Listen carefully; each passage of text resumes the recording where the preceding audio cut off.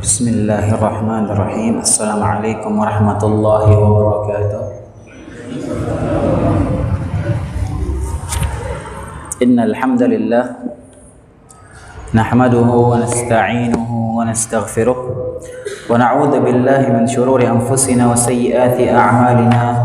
Man yahdihillahu fala mudilla lahu wa man yudlil fala hadiya lahu.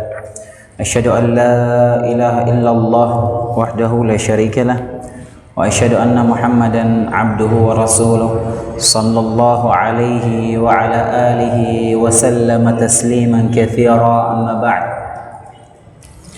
Allahumma 'allimna ma yanfa'una wanfa'na bima 'allamtana wa zidna ilman wa tawfiqan wa imanan ya rabbal alamin. Kita lanjutkan materi kita, pembahasan tentang rukun iman. Dan pada pertemuan yang terakhir kita sampai pembahasan tingkatan Nabi dan Rasul. Jadi para Nabi dan Rasul itu juga mereka bertingkat-tingkat. Mutlak para Nabi dan Rasul mereka lebih afdal dari manusia yang biasa, manusia yang lain. Dan mereka, para Nabi dan Rasul juga bertingkat-tingkat. Rasul lebih afdal dari para Nabi. Dan para Rasul pun dari semua para Rasul, ya, setelah manusia biasa, ya, wali, Nabi, kemudian Rasul, yang tingkatan paling tinggi. Dan semua Rasul, dari semua Rasul ada 5 yang paling afdal, yaitu kita sebutkan pertemuan yang lalu ulul azmi minar rusul. Dari semua rasul 5 ini yang paling afdal dari semua para rasul. Nabi Nuh, kemudian Ibrahim, Musa, Isa, dan Nabi Muhammad alaihissalatu wassalam. Kemudian hadirin azanallahu wa iyyakum, dari 5 ulul azmi minar rusul kita review lagi kenapa mereka spesial yang 5 rasul ini disebut dengan ulul azmi. Mereka para rasul yang memiliki ketabahan dan kesabaran luar biasa. Mereka punya kelebihan. Rintangan yang mereka hadapi dalam dakwah 5 rasul ini sangat berat. Sangat berat. Dan mereka diberikan kesabaran dan ketabahan, keteguhan luar biasa oleh Allah Subhanahu wa taala. Mereka disebut dengan ulul azmi. Yang punya tekad, punya keteguhan. Dan dari 5 ulul azmi minar rusul ini difilter lagi, disortir lagi menjadi 2 yang paling afdal, yaitu al-khalilan. Al-khalilan, 2 kekasih Allah, yaitu Nabi Ibrahim dan Nabi Muhammad alaihissalam. Kemudian dari 2 orang ini, dari 2 rasul ini, Nabi Ibrahim dan Muhammad, maka Nabi kita Nabi Muhammad alaihissalatu wassalam adalah yang paling afdal dari semuanya. Karenanya Nabi Muhammad alaihissalatu wassalam afdalul khalaiq wal bashar, manusia yang terbaik, manusia yang paling mulia yang pernah Allah ciptakan. Tidak ada yang lebih mulia dari Nabi Muhammad SAW. Nabi Muhammad alaihissalatu wassalam adalah makhluk paling mulia yang pernah menginjakkan kakinya di muka bumi ini. Rasulullah alaihissalatu wassalam, Nabi Muhammad SAW adalah pimpinan para manusia di hari kiamat nanti. Kata Nabi alaihissalam, ana sayyidu waladi Adam yaumil qiyamah wala fakhr. Aku adalah pemimpin anak Adam, pemimpin manusia semuanya di hari kiamat nanti, dan aku tidak sombong. Nabi Muhammad alaihissalam adalah orang yang pertama kali menginjakkan kakinya di surga nanti. Tidak ada yang pintu surga tidak terbuka kecuali beliau yang mengetuknya, membukanya. Karenanya beliaulah yang paling afdal dari semua makhluk. Imam Ibnu Katsir berkata, la khilafa anna Muhammadan sallallahu alaihi wasallam afdaluhum. Tidak ada khilaf bahwasanya dari semua rasul Nabi Muhammad alaihi wasallam adalah yang paling afdal. Thumma ba'dahu Ibrahim, kemudian setelahnya adalah Nabi Ibrahim alaihi salam, thumma Musa. Kemudian Nabi Musa alal masyhur, menurut pendapat yang paling masyhur. Jadi setelah Nabi Ibrahim, mana yang lebih afdal di sisa 3 ulul azmi ini? Terjadi khilaf. Cuman pendapat yang paling masyhur urutan ketiga yaitu Nabi Musa alaihissalam. Taib hadirin azanallah wa iyyakum. Sekarang kita masuk pembahasan berikutnya yaitu jumlah para nabi dan rasul. Dalam satu hadis disebutkan, ya kita sudah beberapa kali sebutkan hadis ini yang menunjukkan jumlah para nabi dan rasul. Walaupun riwayat ini diperselisihkan oleh ulama tentang kesahihannya, tapi ini satu-satunya hadis yang ada menjelaskan tentang jumlah mereka. Ya, ada sebagian yang mensahihkan, sebagian yang mendhaifkan hadis ini. Abu Dzar Al-Ghifari pernah bertanya kepada Nabi SAW, ya Rasulullah, wahai Rasulullah, kamil mursalun, berapa jumlah para rasul? Berapa jumlah para nabi dan rasul? Berapa jumlah rasul? Kamil mursalun tanya sama Abu Dzar. Qala 311. Nabi SAW menjawab, jumlah mereka 13, jumlah mereka 300 sekian belas. Ya, bid'un dalam bahasa Arab itu jumlah yang menentukan kisaran antara 1 sampai 10. Orang Arab sering mengucapkan bid'un itu. Jamman ghafira, kata Abu Dzar, mereka sangat banyak. Qala marratan 15. Dalam kesempatan lain Nabi menyebutkan tegas 315.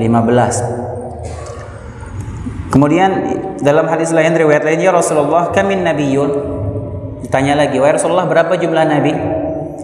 Qala 100,000 wa 24,000 nabiyyin, 124,000 nabi. Qultu kamil mursalun minhum, kemudian ditanya lagi, berapa rasul dari 124,000 nabi tersebut? Qala 313. Ada 313 rasul. Jadi ini dia, hadis inilah yang menjadi acuan, ya walaupun kesahihannya diperselisihkan. Taib, dari sekian jumlah nabi dan rasul itu, sekian banyaknya yang tadi kita sebutkan, kita kategorikan menjadi dua, kita bagi menjadi dua, yaitu ada nabi dan rasul yang diceritakan oleh Allah SWT dalam Al-Quran, ada yang tidak diceritakan. Jadi tidak semua Allah sebutkan dalam Al-Quran atau Nabi SAW sampaikan riwayatnya, tidak ada, tidak semuanya. Allah SWT berfirman, wa rusulan qad qasasnahum 'alaika min qablu wa rusulan lam naqsushum 'alaik. Kata Allah Subhanahu wa taala, sebagian rasul ada yang telah kami ceritakan kepadamu, dan sebagian lagi ada yang tidak kami ceritakan, kata Allah Subhanahu wa taala ini dalam surat An-Nisa. Jadi tidak semua nabi itu diceritakan oleh Allah Subhanahu wa taala atau ada riwayatnya dalam hadis yang menjelaskan tentang mereka. Karenanya yang ada dalilnya sampai kepada kita, kalau kita yakini. Kalau tidak ada dalilnya, tidak ada hadisnya, tidak ada ayatnya yang menjelaskan kalau orang tersebut adalah nabi, maka jangan kita mengklaim. Tidak boleh. Taib. Kemudian sekarang dari nabi dan rasul yang diceritakan dalam Al-Quran, beberapa jumlah nabi dan rasul yang Allah ceritakan dalam Al-Quran, kita atau yang datang dari hadis riwayat, kita mau kategorikan lagi menjadi dua, yaitu, ya perhatikan saya ulang, tadi kan jumlah nabi dan rasul yang sekian banyaknya kita belah itu jadi dua nih. Ada yang Allah ceritakan, ada yang tidak. Taib, yang Allah ceritakan dalam Al-Quran atau yang Nabi SAW sampaikan dalam hadis, ini kita mau bagi dua lagi. Ada yang sudah jelas disepakati bahwa dia itu adalah nabi atau rasul, udah jelas disepakati, udah mutlak pasti dia nabi dan rasul. Ada yang diperselisihkan, hadirin. Ada yang beberapa tokoh yang para ulama dari zaman dahulu berselisih apakah dia ini nabi atau bukan. Kalau nabi dan rasul yang Allah ceritakan dalam Al-Quran yang dari sepakati kenabiannya, ya banyak ya. Bahkan sebagian dari mereka menjadi nama surat dalam Al-Quran, seperti surat Yusuf, Ibrahim. Ya, lain lagi dalam ayat-ayat Allah sebutkan tentang Nabi Yunus, Ilyas, Ilyasa'ah, Yakub, Sulaiman dan seterusnya, banyak sekali. Ini sudah tidak ada perbedaan pendapat, jelas ini mereka para nabi dan rasul. Mereka para nabi. Taib, ada yang diperselisihkan oleh ulama apakah dia nabi atau bukan. Nama mereka ada dalam Al-Quran atau dalam hadis, yaitu pertama Dzulqarnain. Siapa Dzulqarnain itu? Pernah dengar nama Dzulqarnain? Siapa, Marwan? Hah? Yang Allah ceritakan dalam surat Al-Kahfi itu. Di akhir-akhir surat Al-Kahfi, ya Dzulqarnain inna ya'juj wa ma'juj mufsiduna fil ard. Yang menjelaskan tentang Dzulqarnain, dia berkelana, kemudian dia ada yang dia penguasa ya, orang yang berkuasa ya, punya kekuasaan, punya kekuatan, orang saleh. Kemudian ada yang mengadukan masalah Ya'juj Ma'juj, dan dia membuat penutup dinding yang menutup Ya'juj dan Ma'juj sampai sekarang, Dzulqarnain, dengan meleburkan besi, meletakkan besi dengan jumlah yang sangat besar, yang sangat tinggi, yang mungkin teknologi sekarang nggak ngerti gimana cara ngerjainnya. Tentunya ini dia lakukan dengan bantuan dan taufik dari Allah Subhanahu wa taala. Nggak mungkin manusia biasa bisa melakukan itu, karena dia orang saleh, Dzulqarnain. Dan ini khilaf, Dzulqarnain nabi atau bukan. Kemudian yang di dindingnya Ya'juj dan Ma'juj itu yang Dzulqarnain bikin itu, ya mereka setiap hari gali. Jadi mereka ini beranak pinak dalam situ, banyak. Sampai katanya mereka tuh nggak mati kalau belum punya 1000 keturunan, saking banyaknya. Jadi di setiap hari mereka gali itu besi, sudah tinggal dikit lagi keluar, udah mau gelap, dia balik lagi, ketutup lagi besi itu, terus begitu berulang-ulang setiap hari. Besok dia ulang lagi, dia gali sampai udah mau keluar, udah mau gelap, mereka udah istirahat, balik lagi, ketutup lagi, sampai nanti di hari kiamat mereka bilang insya Allah kita lanjutkan besok. Maka baru kebuka itu. Ketika itu sudah kebuka, maka luar biasa kerusakan yang mereka buat di muka bumi nanti di akhir zaman. Kemudian yang kedua, hadirin azanallahu wa iyyakum, yaitu ini perisikan tentang kenabiannya, yaitu Uzair ini sebagian ahli tafsir menyebutkan bahwa ayat yang Allah sebutkan dalam surat Al-Baqarah, di akhir surat Al-Baqarah, أو كالذي مر على قرية وهي خاوية على عروشها قال أن يحيي هذه الله بعد موتها dan terus فأماته الله 100 عام ثم بعثه. Ya, ketika seorang laki-laki dia berjalan lihat negeri yang sudah hancur luluh lantah, kemudian dia berkata apakah Allah akan bisa menghidupkan lagi negeri ini, kemudian Allah matikan dia 100 tahun. فأماته الله 100 عام, kemudian dia dibangkitkan lagi. Qala kam labith dan seterusnya.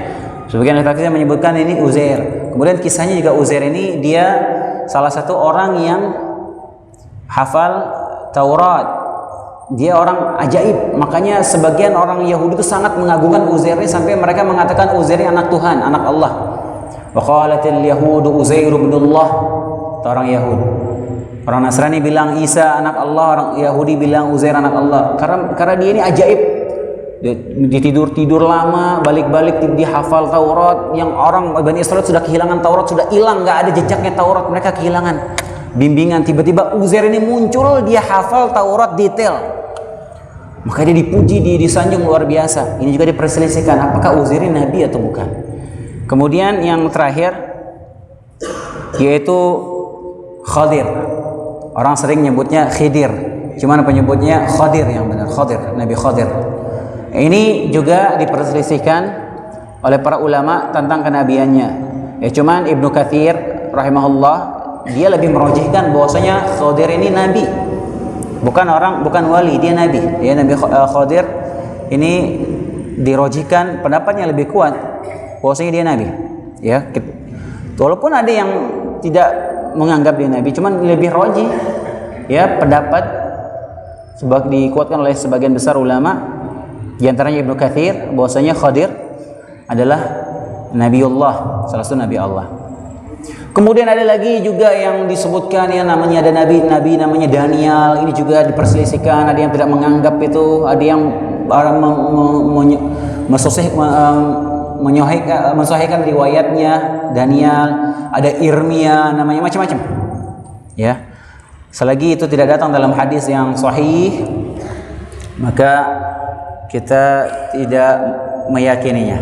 Ya, jangan diyakini kecuali datang dalam dalil. Nah, kalau nggak ada dalilnya jangan. Taib hadirin azanallahu wa iyyakum. Luqman bukan ya, Luqman orang soleh juga. Dia orang soleh.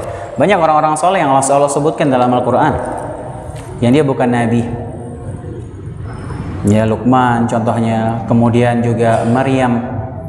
Sampai nama surat Maryam, luar biasa tentang soleh, ini wanita yang sangat solehah.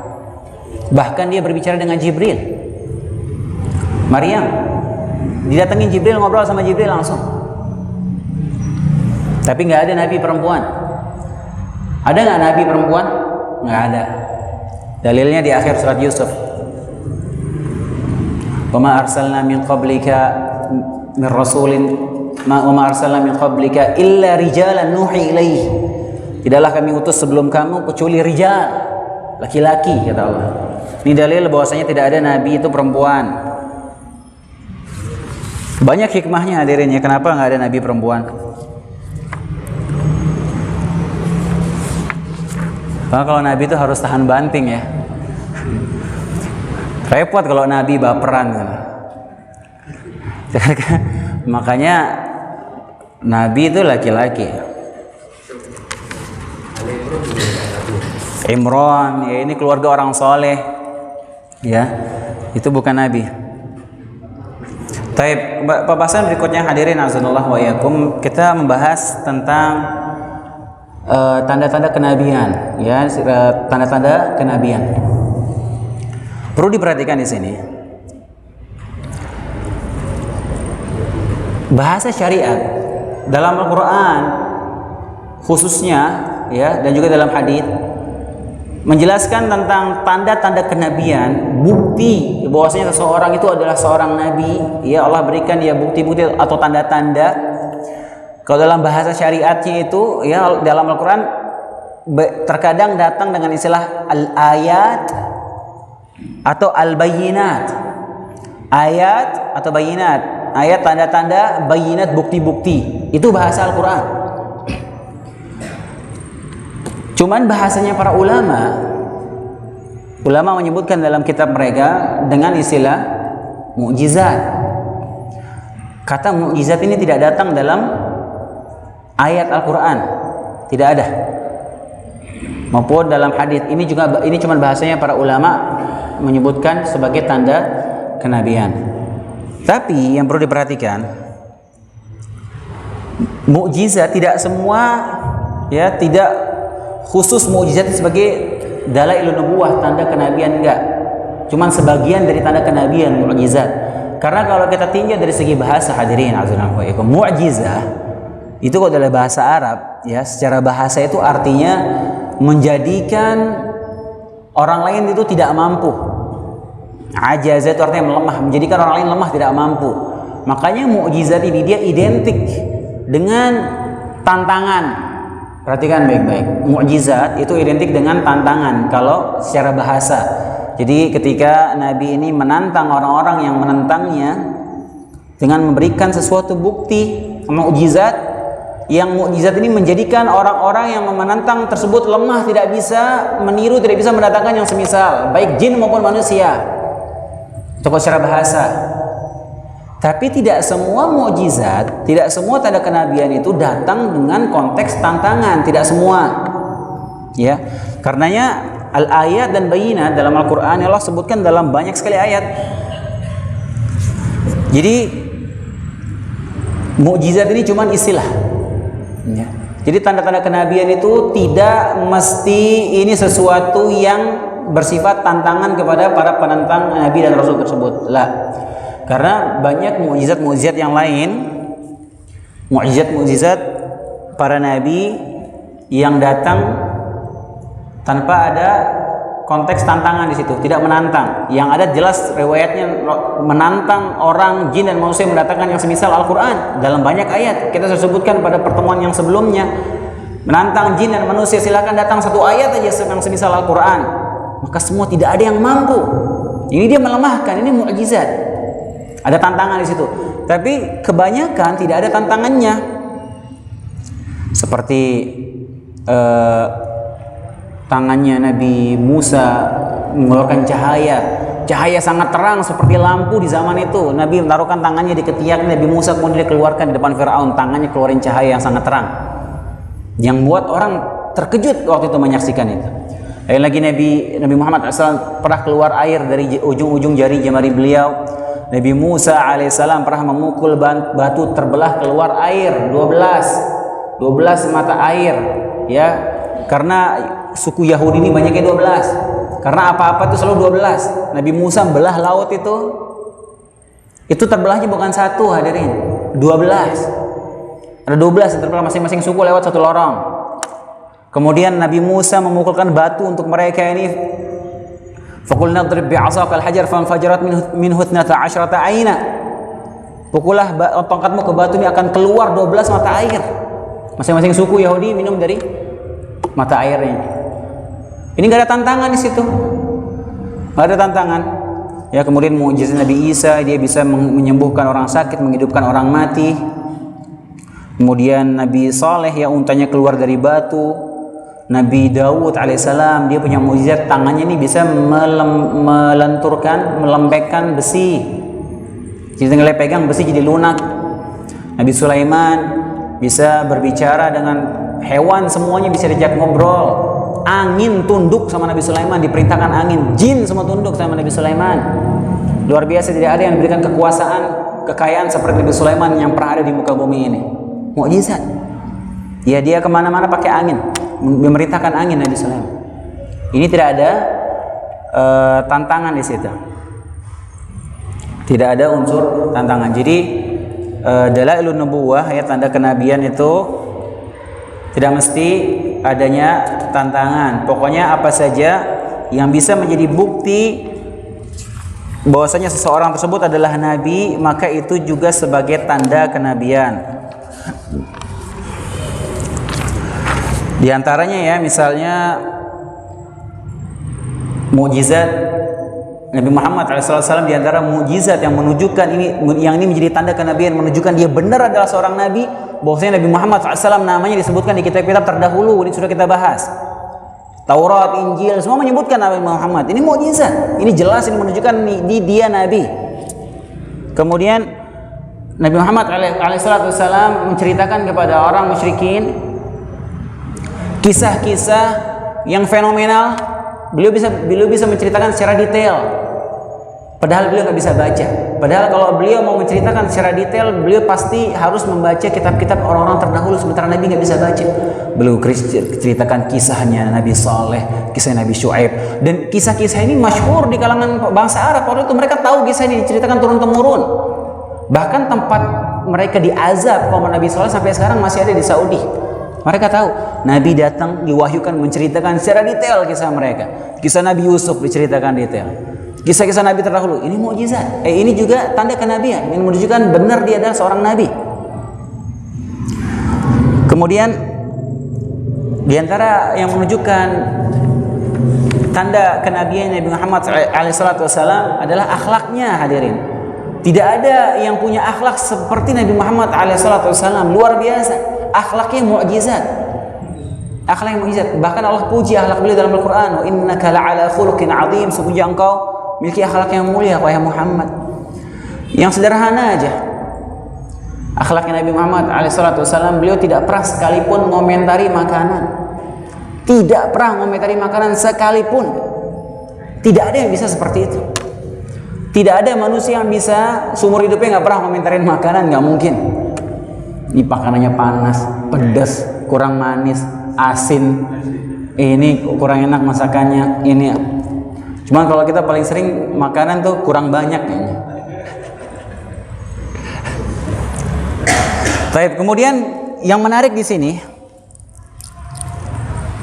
di antara yang menunjukkan ya bahwasanya bukan cuma mukjizat besar yang berisi tantangan itu sebagai tanda kenabian lah, ya. Di antaranya kisah hadis panjang riwayat Bukhari dan Muslim ketika Abu Sufyan ini salah satu dedengkot orang Quraisy, ya. Dia memimpin pasukan pas perang Uhud, dia juga memimpin pasukan pas perang Ahzab, perang Khandaq untuk memerangi Nabi Muhammad SAW. Ya, dia pimpinan. Setelah Abu Jahal mati tewas pas perang Badar, beliau yang jadi pemimpin. Tapi beliau Abu Sufyan ini dia masuk Islam pas Fathu Makkah di tahun ke-8 Hijriah. Masuk Islam dia. Dan Abu Sufyan ini bapaknya Muawiyah bin Abi Sufyan. Abu Sufyan waktu masih kafir, belum masuk Islam, dia pernah bersafar ke Romawi sana, negeri Rum, ada urusan dagang. Ketika dia nyampe ke Romawi sana, ke Eropa sana, kita lihat Raja Heraklius, Raja Romawi mendengar kabar ini ada rombongan orang-orang Arab nih dagang, coba suruh mereka ke sini. Ini hadisnya panjang, diriwayatkan oleh Bukhari dan Muslim. Coba saya bacakan terjemahannya, perhatikan. Ini hadis sahih, ini riwayat sahih yang menunjukkan tanda kenabian Nabi Muhammad SAW. Dipanggil Abu Sufyan sama Heraklius, didudukan. Siapa di antara kalian yang paling dekat nasabnya? Dia pengen nanya-nanya tentang Nabi Muhammad karena dia dengar nih ada orang ngaku nabi di Jazirah Arab sana, di negeri yang gersang, ya. Ada orang yang ngaku nabi. Jadi Mekah ini dulu nggak ditengok sama Romawi sama Persia. Jadi dia diapit sama dua negara besar, Romawi Persia. Nggak ada yang mau menguasai, tengok daerah-daerah gersang, nggak jelas, ya, lembah isinya batu. Makanya dibiarin. Ya, kalau orang-orang sana datang ke Romawi minta uang dikasih sama rajanya. Jadi dia Mekah pada waktu itu tidak di bawah kekuasaan Romawi maupun Persia. Ya, dia nggak dikuasai manapun. Datanglah, dia dengar kabar nih dari negeri tersebut, antah berantah ada orang yang ngaku nabi dan raja ini tahu bakal datang nabi terakhir ini. Dan dia baca kitab. Heraklius ini Romawi Nasrani, dia Kristen. Beda kalau Persia, Majusi, penyembah api, musyrik. Makanya kaum muslimin dia lebih dekat ke Romawi ini. Makanya ketika perang nih, Romawi sama Persia sering perang, kaum muslimin dukung yang Romawi karena mereka ahlul kitab. Mereka umatnya beriman kepada Nabi Isa. Kalau Persia Majusi, orang penyembah api, nggak jelas. Makanya ketika Nabi kirim surat ke Romawi dan ke Persia, Raja Romawi dia hormati suratnya Nabi. Ini benar Nabi yang kita tunggu-tunggu ini, dia hormati. Tapi dia belum mau beriman. Tapi kalau Persia dia robek suratnya Nabi. Makanya Nabi doakan semoga Allah merobek kerajaannya sebagaimana merobek surat. Makanya dihancurkan itu kerajaan Persia. Taib. Datanglah rombongan Abu Sufyan ke hadapan raja, tanya, siapa dari kalian yang paling dekat nasabnya dengan orang yang ngaku nabi itu? Kata Abu Sufyan, aku yang paling dekat nasabnya di antara mereka. Kemudian raja bertanya, dekatkan dia kepadaku. Ya, pengen ditanya-tanya Abu Sufyan, suruh maju, pengen diinterogasi. Aku akan menanyakan orang ini tentang orang yang mengaku nabi itu. Jika dia membohongiku, maka dustakan dia. Kata Abu Sufyan, demi Allah, kalaulah tidak karena takut menanggung malu, kalau ketahuan bohong, maka aku pasti akan bohong tentang Muhammad ini. Karena dia masih musuhan dengan Nabi Muhammad. Cuma dia karena nggak mau malu, dia jujur jawabnya Abu Sufyan. Tanya rajanya. Pertanyaanku pertama, bagaimana nasab keturunan orang tersebut menurut kalian? Kata Abu Sufyan, nasabnya tinggi. Ya, kita sudah sebutkan semua nabi nasabnya tinggi, orang-orang mulia semua keturunan nasabnya. Kemudian Raja Romawi nanya lagi, apakah salah seorang di antara kalian ada yang pernah mengaku sebagai nabi sebelumnya? Jawab tidak. Jawab enggak. Kemudian apakah ada di antara kakek-kakeknya yang pernah menjadi raja? Kata si raja ini, Heraklius. Kata Abu Sufyan tidak. Kemudian raja nanya lagi, apakah dia diikuti oleh pemuka-pemuka masyarakat, tokoh masyarakat atau orang-orang lemah? Kata Abu Sufyan, dia diikuti oleh orang-orang lemah.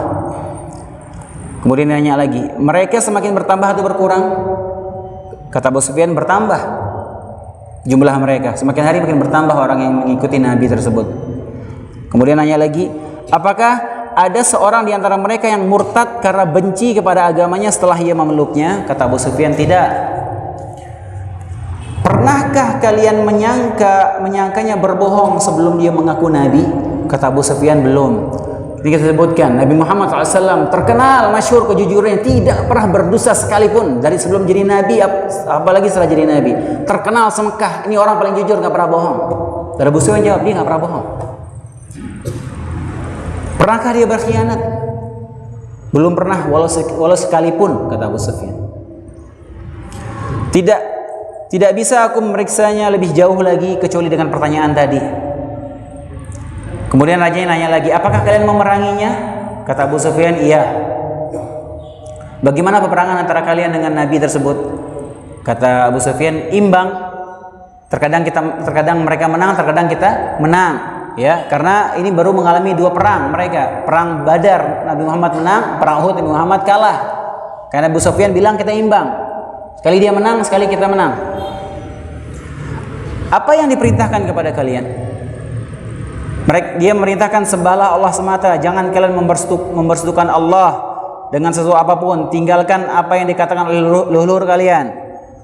Ia memerintahkan kami salat, berkata jujur, menjaga kehormatan, menyambung silaturahmi. Kemudian Raja Romawi tersebut berkata kepada penerjemahnya, katakan kepada orang ini, aku tanyakan kepadamu tentang nasab keturunannya, lalu kau sebutkan bahwa ia mempunyai nasab yang jelas. Begitulah memang para rasul diutus dari keluarga yang mempunyai nasab luhur di antara kaumnya. Ini kata Raja Heraklius. Dia tahu, karena dia baca kitab, dia baca Injil, dia punya agama ini, dia pengikut Nabi Isa, dia tahu aturan-aturan kenabian seperti ini. Dia bilang benar, semua nabi punya nasab yang bagus. Kemudian dia bilang, aku tanyakan kepadamu, apakah ada seorang dari kalian yang menyerukan kepada hal ini sebelumnya? Kamu jawab belum. Maka bila ada orang yang pernah menyeru kepada hal ini sebelumnya, niscaya aku berkata, ia cuma ngikut-ngikut saja. Dan seterusnya, intinya Raja Heraklius membenarkan semua yang Abu Sufyan katakan. Kemudian di akhir hadis, ya, Raja Heraklius, Raja Romawi ini berkata, perhatikan perkataannya. Beliau berkata, Raja Heraklius berkata, jika yang telah kau katakan adalah benar, maka ia akan dapat menguasai tempat kakiku berdiri ini. Aku tahu bahwa dia akan diutus. Perhatikan, aku tahu bahwa dia akan diutus.